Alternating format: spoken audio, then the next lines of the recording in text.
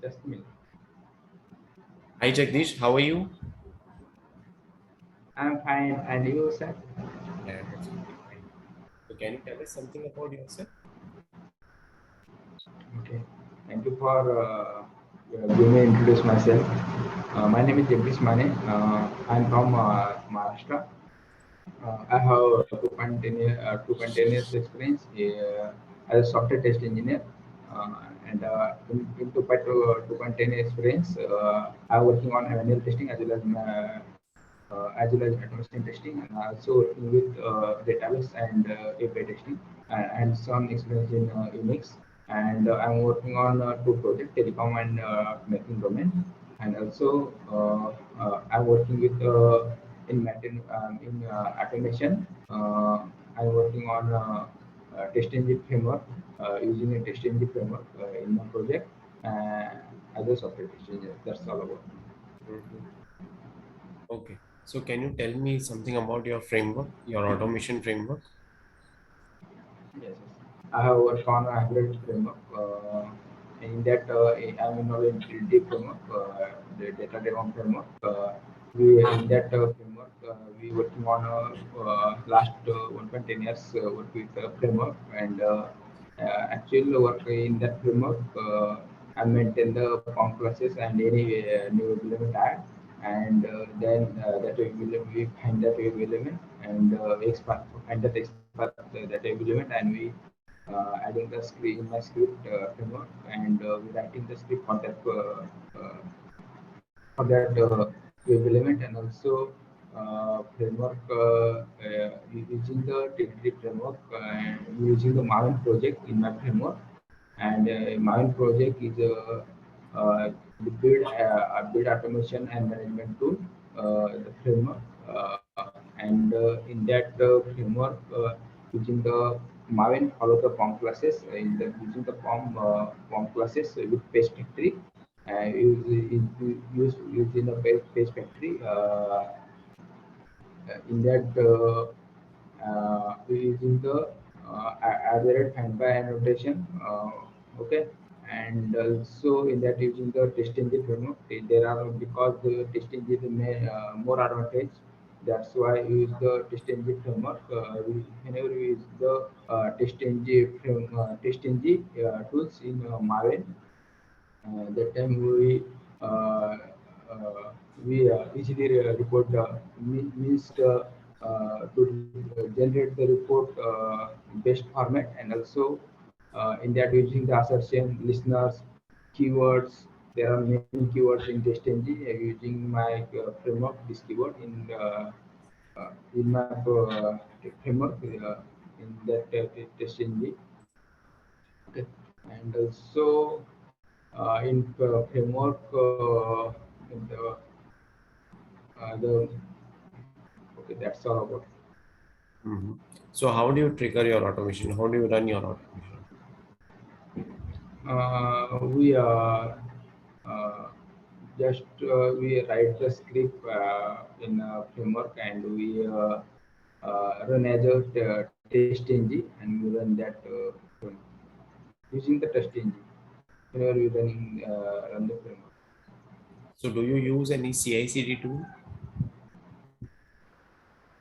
Uh, Actually, I have not used the CI/CD tools because my lead they use the CI/CD tools.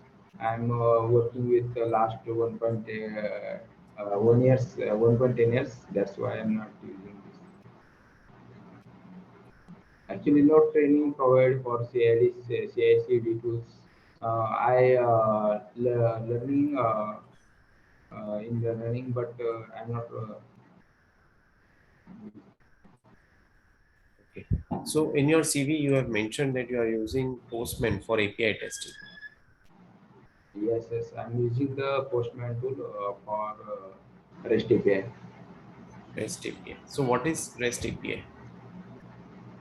REST API is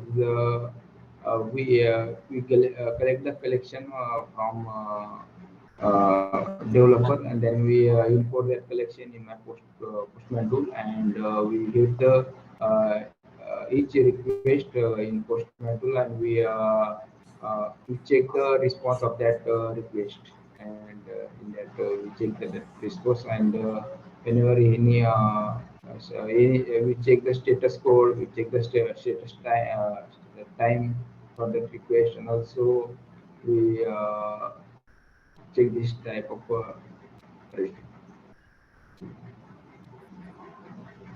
So which tool you are using for doing API testing? Postman tool. Postman tool. So what is Postman? Yes. Postman Postman is a tool which is used for to checking the API, and this the open source tool. It's the free of cost tool, and we use for the uh, to check the API. Mhm. Okay. So in which type of encoding, does Postman accept authorization credentials? What is the type of that encoding? Uh, uh, for encoding, we JSON, HTTP, XML, this the and also uh, HTML. This type of encoding accept the in Postman. No, no. Actually, see, Postman accepts base 64 encoding only, right? So this mechanism is inbuilt in Postman, right? Otherwise, what you will have to do is you'll have to refer to third-party websites to convert the credentials in base 64. So Postman accepts base 64 encoding only. Okay. Now, which one will you prefer most in Postman? A global variable or a local variable? Global variable. Why so? In that global variable, whenever we use the global variable, that time we can uh, check the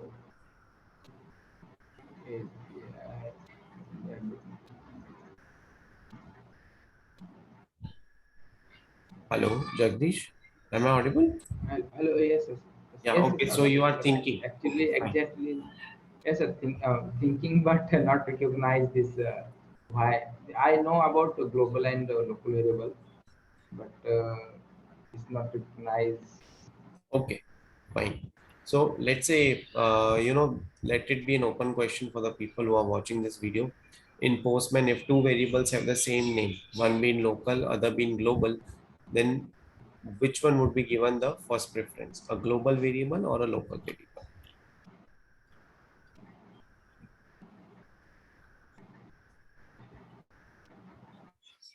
Okay. What is the purpose of status code 201? 201 is accepted. Status code 201 means purpose accepted. Accepted. No, no, no. Created. Sorry. created, successfully created using post Yes, or put request. yes, Okay. What is the yes. purpose of Whenever status? Yeah. Please go ahead. whenever we hit the post request, that time the request is successfully, and that time we getting the 201 status code, the Hmm. created new resource. Right, right. Now, what is the purpose of status code 304? No, no. Okay. So 304 means it is not modified. So it is used to reduce the network bandwidth usage in case of conditional GET request. Right. Response body should be empty. Headers should have date, location, etc. So that is not modified, means status code 304. When do we use global variables, collection variables, and local variables in Postman?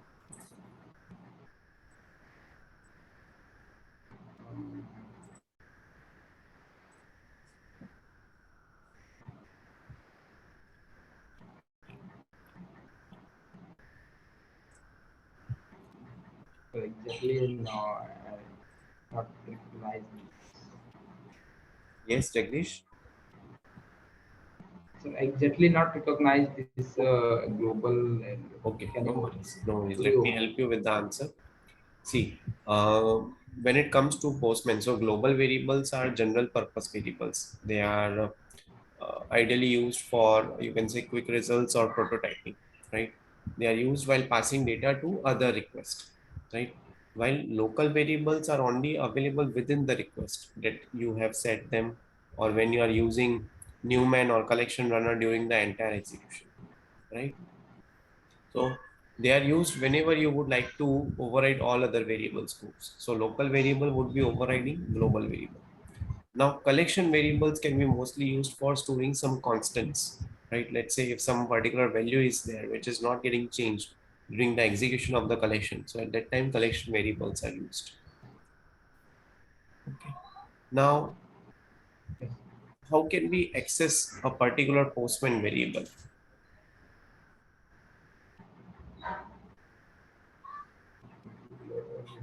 Local variable access. Yes. Local variable. No, no. Let's say if you want to access some particular Postman variable, so how will you access it?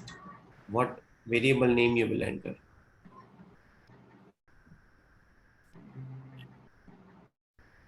One is global, and also another one is instant variable. Instant variable means? No, no, no. Global, local, global, local.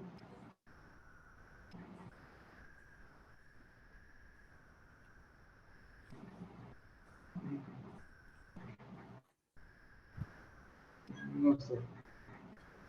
Fine. So you can access a particular Postman variable by entering the variable name in the flower bracket, two flower brackets, VAR, where. Okay. Which is the programming language that you are using for the Postman test? JSON. JSON, right? Actually, getting the yes, yes, actually getting the URL Hmm. from developer, and we hit that URL. We're getting the collection actually, and in Yeah. that collection there are different URL, and we hit that each of the request in Postman, and we check the response of that request. So Only you will only be this I'm working on it. right, right. So you will be creating a collection, right? But for writing test, you will be using JavaScript, right? Yeah, Java.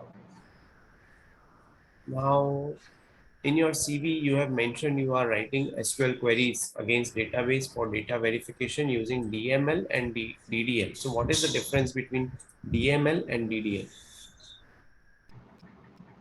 DDL is a data definition language, Hmm. which deals with the structure of the table, and DML is the data manipulation language, and it deals with the uh, is, uh, it deals with the data in that table. Okay. Whenever we're using the DDL, that time we create the table, we delete the table, we drop the columns. Okay, and when we're using the DML, that time we will insert the insert command. Also, we use the update, insert, and also this type of query using DML. Hmm. How do you Select. perform? Okay, how do you perform database testing? Do you use any tool or how do you perform? You- I'm using the Oracle database, and we perform that in Oracle using the Oracle database RDBMS.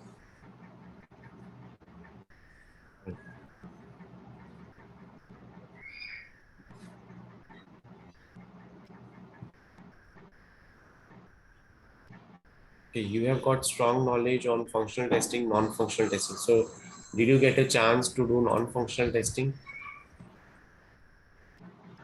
Yes, yes. Okay. So which tool or I get. technology you have used for doing I non-functional testing? non-functional testing. I manually tested non-functional testing. In that comparative testing, also recovery testing, and also in that we globalization testing, garbage testing, we test this testing manually. So you might be using some tool for doing non-functional testing, right? Security testing for performance testing. No, no, I am not performance testing, doing the performance testing and the security testing. So, so how do you perform non-functional testing? I am perform the complete testing, actually, perform complete testing. Component. So that is unit testing. Okay. No, Compatibility, compatibility compatibility. testing. Okay, you are testing with respect to Yes, various OSs devices. Okay. But how will you yes. perform non-functional testing? Let's say if you have to perform non-functional testing. So which are the tools and technologies you will be using? Which are the various approaches? What would be your testing strategy for doing non-functional testing?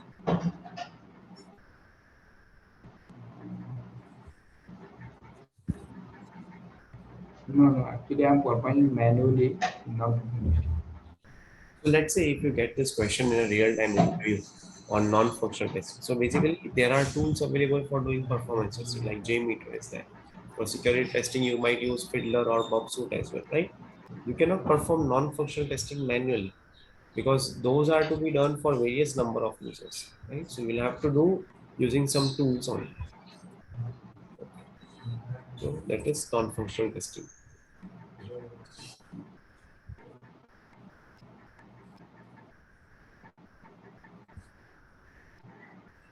Okay. Now, what is the difference between actions class and actions interface? action class and action interface. Uh, no, sir.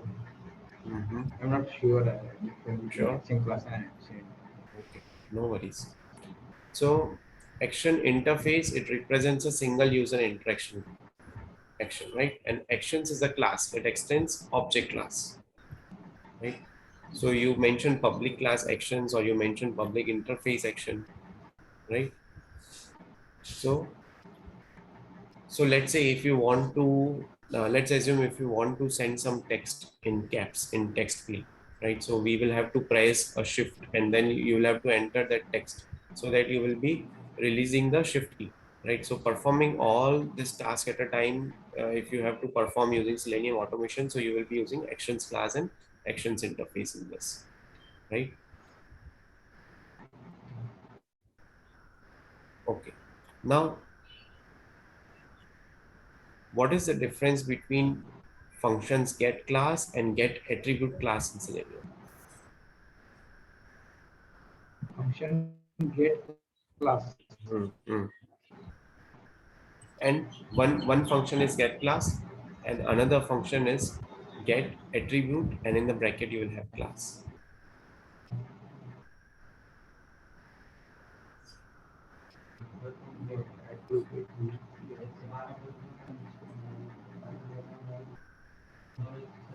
Okay, no issues, no issues. Let me help you with this answer.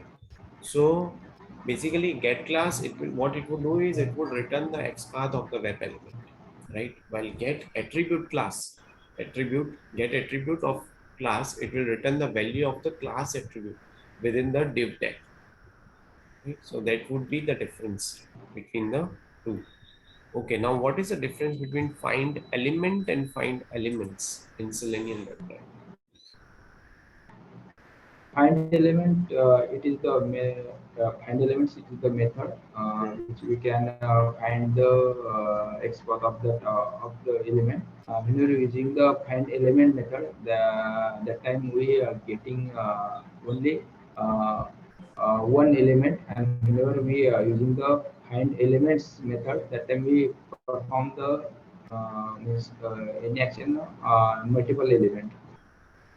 Mhm. Okay. So generally, find element methods is used to find the locators of any web element, right? Whether it is Yes. find element or it is find elements, it is used to find the locators of any web element. Now, the basic difference between them is find element command, it takes in the by object of as a parameter, right? And returns an object of the type web element. While while when it comes to find elements, it will also take the by object as a parameter, but it will return a list of web elements, right? And it will return an List empty of list. Yeah, it will return an empty list if there are no web elements matching that particular locator, right? ID or name, whichever locator is there, right? So that is the key difference, right? That you have to answer in an interview. yeah.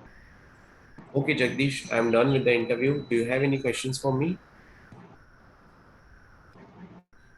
Mm, no question, but one question. So actually, what I improve at that interview time. Right. So basically, what you have to do is whatever things that are mentioned in your CV, like Postman is there, SQL is there, database is there. Then you have mentioned non-functional testing as well. So in all those things, you should know the basic concepts, basic ideas. How will you perform that test? How will you use that particular tool if it's Postman or any other tool, right? So, because all the interview questions will be coming up from your CV. Now, whichever interview questions I was asking, so I was asking from that CV itself, right? So you should be very thorough about what you have written in the CV. That thing you need to take care. Yeah. Okay, then, Jagdish. Rest all things are good, and all the best for your career. Thank you. Yeah. Thank you.